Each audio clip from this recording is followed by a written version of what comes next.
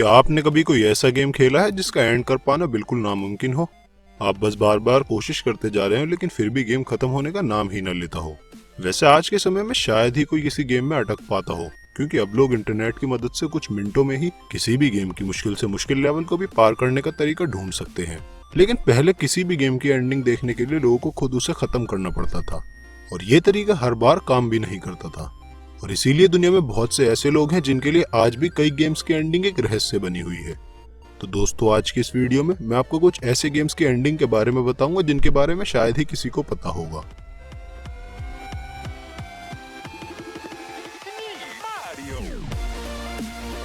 Pac-Man.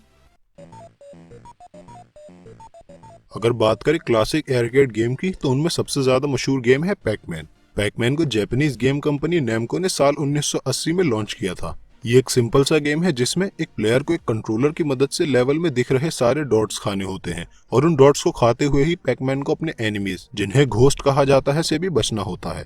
हर ghost के move करने के पैटर्न अलग अलग होते हैं, कोई बहुत तेज चलता है तो कोई थोड़ा हल्के। गेम की हर लेवल क्लियर करने के बाद गेम और भी ज्यादा मुश्किल होता जाता है। जो लोग भी पैकमैन खेलते हैं उनका कहना है कि ये 21वीं लेवल तक बहुत आसान होता है, लेकिन उसके बाद सभी घोस्ट बहुत तेजी से मूव करने लगते हैं और गेम बहुत ज्यादा मुश्किल हो जाता है।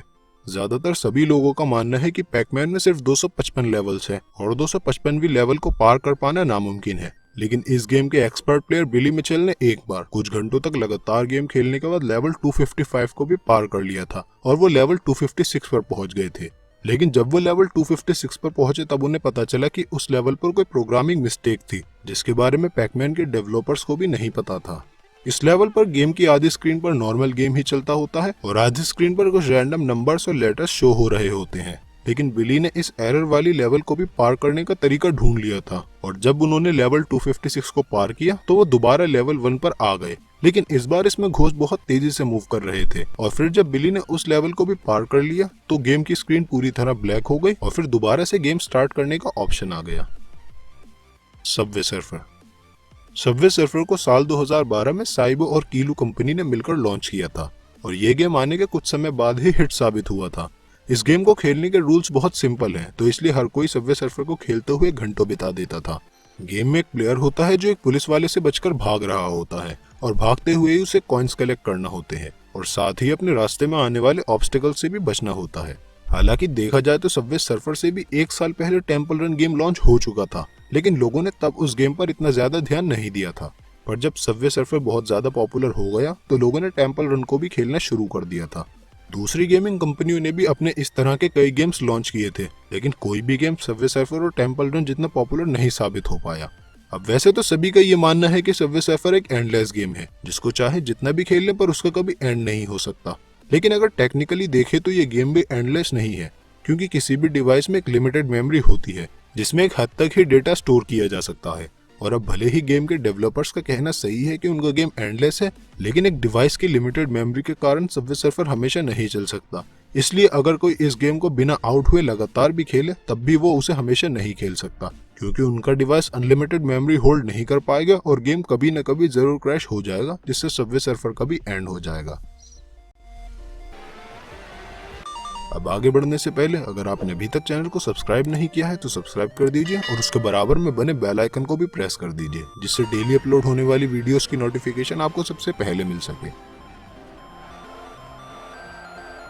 Flappy bird. फ्लैपी बर्ड को एक वियतनामी गेम डिजाइनर और डेवलपर डोंग युएन ने बनाया था। डोंग के इस साधारण से गेम ने पूरी दुनिया को कुछ हफ्तों में ही अपना दीवाना बना लिया था।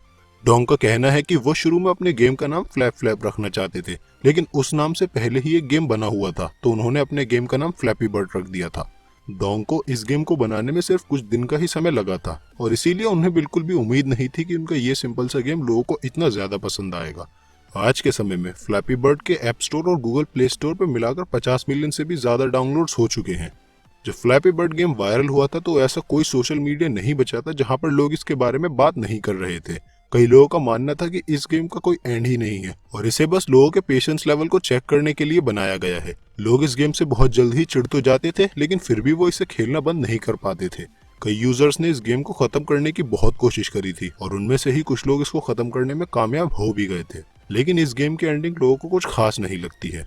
जब गेम में 999 पॉइंट पूरे हो जाते हैं तो फ्लैपी बर्ड के सामने मारियो आता है और गेम वहीं पर एंड हो जाता है। अब जरा सोचिए कि वो इंसान कितना डिसअपॉइंट हुआ होगा जिसने इस गेम को एंड करने में इतनी मेहनत करी होगी। Duck Hunt. डक हंट एक ऐसा गेम है जिसे हर किसी ने एक न एक बार तो अपनी जिंदगी में जरूर खेला होगा। ये गेम कितना ज्यादा पॉपुलर है इसका अंदाजा इसी से लगाया जा सकता है कि इस गेम की लगभग 28 मिलियन कॉपीज बिक चुकी हैं। डक हंट गेम में प्लेयर के पास एक गन होती है जिससे वो स्क्रीन पर उड़ रही बत्तखों का निशाना लगाता है। इन डक्स को एक शिकारी कुत्ता घासों में से उड़ा रहा होता है और जब भी प्लेयर का निशाना ठीक लग जाता है तब वो कुत्ता मरी हुई डक को घासों में से उठाकर दिखाता है और जब निशाना मिस हो जाता है तब वो शिकारी कुत्ता प्लेयर पर हंसता है। इस गेम की डेवलपर कंपनी निंटेंडो का कहना है कि डक हंट उनके बेस्ट सेलिंग गेम्स में से एक है, पर इतना पॉपुलर गेम होने के बाद भी ज्यादातर लोग इस गेम की एंडिंग के बारे में नहीं जानते हैं। अब जैसे हमने अपनी लिस्ट के बाकी गेम्स की एंडिंग बताई जो बहुत ज्यादा डिसअपॉइंट करने वाली थी, वैसे ही डक हंट की एंडिंग भी डिसअपॉइंटमेंट से भरी हुई है। तो जब प्लेयर इस गेम की 99वीं लेवल को पार करता है तो वो लेवल 0 पर पहुंच जाता है और उस लेवल पर बहुत सारी डक्स आसमान से नीचे गिरती हुई दिखती है जिन पर निशाना लगा पाना नामुमकिन होता है और जब सभी डक्स नीचे गिर जाती हैं तब वो बस शिकारी डॉग हंसता हुआ ऊपर आता है और गेम वहीं पर खत्म हो जाता है। T-rex game. टी-रेक्स गेम हमारे वीडियो में मेंशन किए गए सभी गेम्स से बहुत अलग है और इस गेम को बस वही लोग जानते होंगे जो अपने मोबाइल या पीसी में क्रोम ब्राउजर का इस्तेमाल करते हैं। मान लीजिए आप कभी क्रोम ब्राउजर पर किसी वेबसाइट पर जाने की कोशिश कर रहे हैं और तभी अचानक से आपका इंटरनेट कनेक्शन बंद हो जाता है और आपके सामने स्क्रीन पर एक डायनासोर बना हुआ आता है जिसके नीचे लिखा होता है there is no internet connection. अब बस यहीं से टी-रेक्स गेम की शुरुआत होती है। मोबाइल और डेस्कटॉप पर इस गेम को खेलने के तरीके अलग अलग हैं। मोबाइल पर यूजर को उस टी-रेक्स पर टैप करना होता है जिससे गेम शुरू हो जाता है और वहीं पीसी पर गेम शुरू करने के लिए स्पेस बटन को दबाना पड़ता है। इस गेम को खेलना बहुत आसान है। जैसे फ्लैपी बर्ड में बर्ड खुद आगे बढ़ती है उसी तरह से टी-रेक्स गेम में टी-रेक्स खुद आगे की ओर बढ़ता है और बस यूजर को टैप करके या स्पेस बटन को दबाकर डायनासोर के रास्ते में आने वाले ऑब्स्टिकल्स के ऊपर से कूदना होता है। क्रोम के डेवलपर्स का कहना है कि इस गेम को उन्होंने इसलिए बनाया है कि उनके यूजर्स का बिना इंटरनेट कनेक्शन के भी टाइम कट सके। गेम साल 2018 में 270 मिलियन बार खेला गया था और इसी वजह से क्रोम के डेवलपर्स को इस गेम को मैनेज करने के लिए एक पूरी टीम भी बनानी पड़ी थी।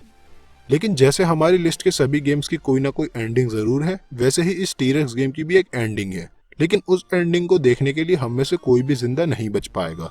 दरअसल टी-रेक्स गेम के डेवलपर्स का कहना है कि उन्होंने इस गेम के कोड्स को बहुत क्रिटिकल तरीके से लिखा है और इसी वजह से इस गेम को एंड करने में लगभग 1 करोड़ 70 लाख साल लगेंगे। अब इतने समय तक तो शायद ही किसी मोबाइल की स्क्रीन या कीबोर्ड का स्पेस बटन काम कर पाए।